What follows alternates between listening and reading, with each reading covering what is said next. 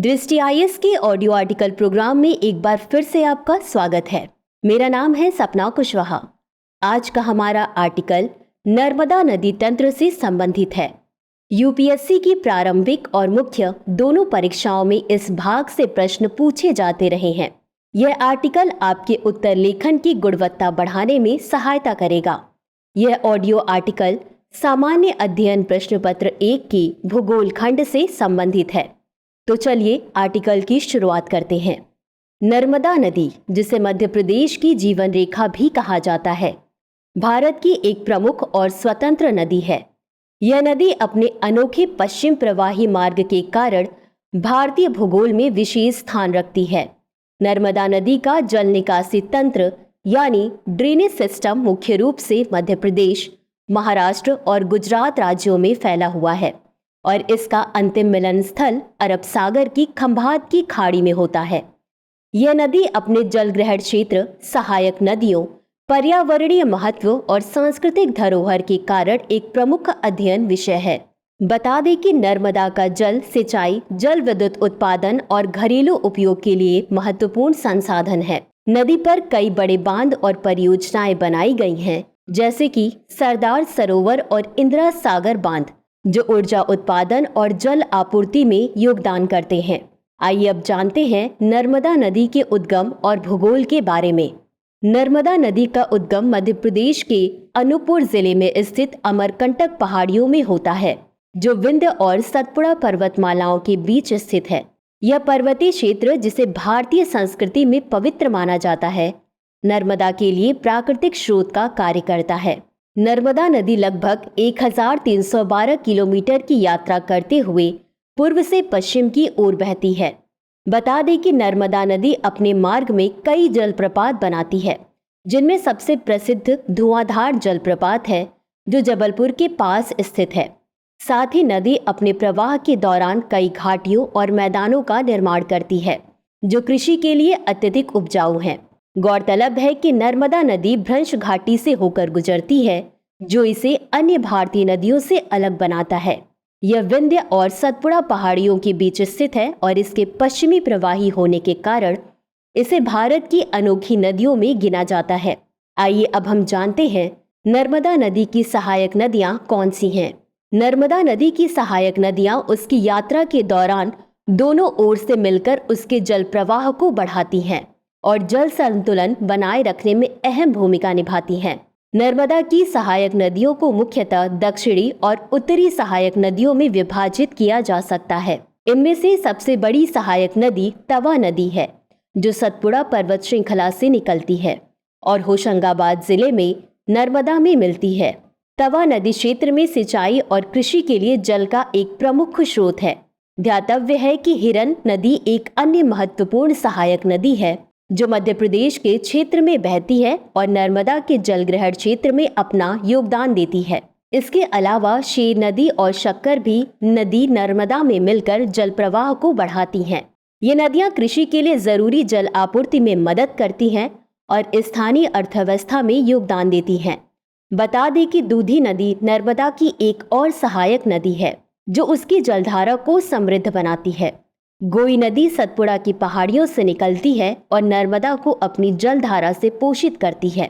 इसी तरह चूरल नदी इंदौर जिले के पास बहती है और सिंचाई के लिए आवश्यक जल प्रदान करती है। खन नदी भी नर्मदा की सहायक नदियों में से एक है, जो जल प्रवाह में सहायक होती है। इन सभी नदियों के योगदान से नर्मदा का जलग्रहण क्षेत्र समृद्ध होता है और इस क्षेत्र में कृषि और जल संरक्षण के अनेक अवसर उत्पन्न होते हैं। नर्मदा की सहायक नदियां न केवल जल प्रवाह को बढ़ाती हैं, बल्कि उनके किनारे बसे ग्रामीण और शहरी क्षेत्रों को पानी उपलब्ध कराती हैं। इन सहायक नदियों के कारण नर्मदा बेसिन क्षेत्र उपजाऊ बनता है और जलवायु संतुलन में योगदान देता है। इस तरह नर्मदा और उसकी सहायक नदियां मध्य भारत के पारिस्थितिकी तंत्र और आर्थिक गतिविधियों के लिए अत्यधिक महत्वपूर्ण है।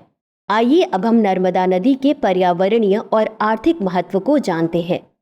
नर्मदा नदी न केवल पर्यावरणीय दृष्टि से महत्वपूर्ण है, बल्कि इसके जल से कृषि, उद्योग और ऊर्जा उत्पादन के क्षेत्र में भी योगदान मिलता है।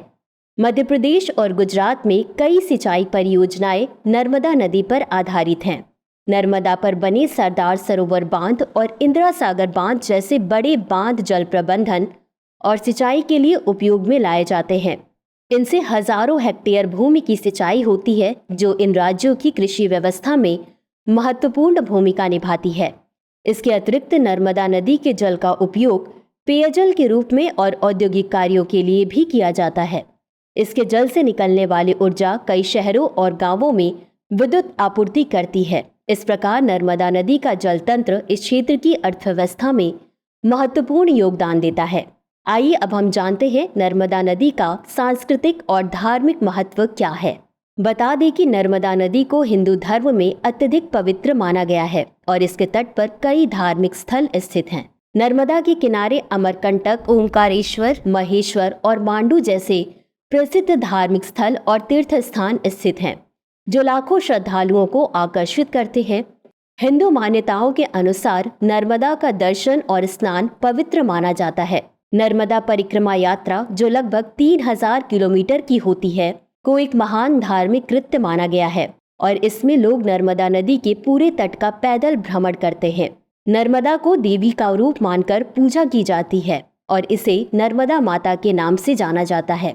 नर्मदा के तटों पर आयोजित होने वाले मेलों और धार्मिक अनुष्ठानों में भारी संख्या में लोग भाग लेते हैं, जिससे इस नदी का सांस्कृतिक और धार्मिक महत्व बढ़ता है। आइए अब हम नर्मदा नदी से जुड़े जल विवाद के बारे में जानते हैं। नर्मदा नदी का जल वितरण और उपयोग कई राज्यों के बीच विवाद का कारण रहा है। नर्मदा जल विवाद में मुख्यतः मध्य प्रदेश, महाराष्ट्र, गुजरात और राजस्थान राज्य शामिल हैं। इस विवाद को सुलझाने के लिए नर्मदा जल विवाद न्यायाधिकरण की स्थापना की गई थी, जिसने इन राज्यों के बीच जल वितरण की प्रक्रिया तय की।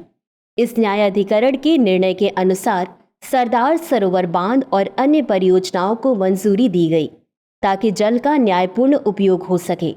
नर्मदा बचाओ आंदोलन, जिसे मीधा पाटकर और कई सामाजिक कार्यकर्ताओं ने नेतृत्व दिया, सरदार सरोवर बांध के विस्थापन और पर्यावरणीय प्रभावों के खिलाफ एक महत्वपूर्ण आंदोलन रहा है। इस आंदोलन ने नर्मदा नदी पर बांधों के निर्माण के कारण होने वाले सामाजिक और पर्यावरणीय प्रभावों की ओर ध्यान आकर्षित किया।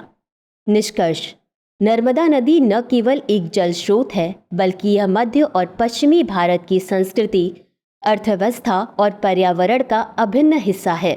नर्मदा का जल निकासी तंत्र, इसकी सहायक नदियां और इसके तटों पर बसे सांस्कृतिक स्थल इस नदी को विशेष पहचान देते हैं। यह नदी पर्यावरणीय और आर्थिक दृष्टि से अत्यधिक महत्वपूर्ण है, क्योंकि यह सिंचाई, जल विद्युत उत्पादन और औद्योगिक उपयोग के लिए जल प्रदान करती है। नर्मदा के तटों पर स्थित धार्मिक स्थल इसकी पवित्रता को और अधिक बढ़ाते हैं। साथ ही नर्मदा परिक्रमा जैसे धार्मिक अनुष्ठान इसे सांस्कृतिक रूप से महत्वपूर्ण बनाते हैं। हालांकि जल वितरण विवाद और पर्यावरणीय समस्याएं इस नदी के संरक्षण की दिशा में कई चुनौतियां प्रस्तुत करती हैं। इस प्रकार नर्मदा का महत्व भारतीय भूगोल, संस्कृति और पर्यावरण संरक्षण में अत्यधिक है और इसके स्थायी संरक्षण के प्रयास आवश्यक हैं। चर्चा को यही विराम देते हैं और नोट करते हैं आज का सवाल। नर्मदा नदी की भौगोलिक विशेषताओं का वर्णन करते हुए इसकी प्रमुख सहायक नदियों और उनके योगदान पर चर्चा करें। तो व्यूवर्स, आज के लिए बस इतना ही। मिलते हैं अगले एपिसोड में किसी नए टॉपिक के साथ। तब तक के लिए धन्यवाद।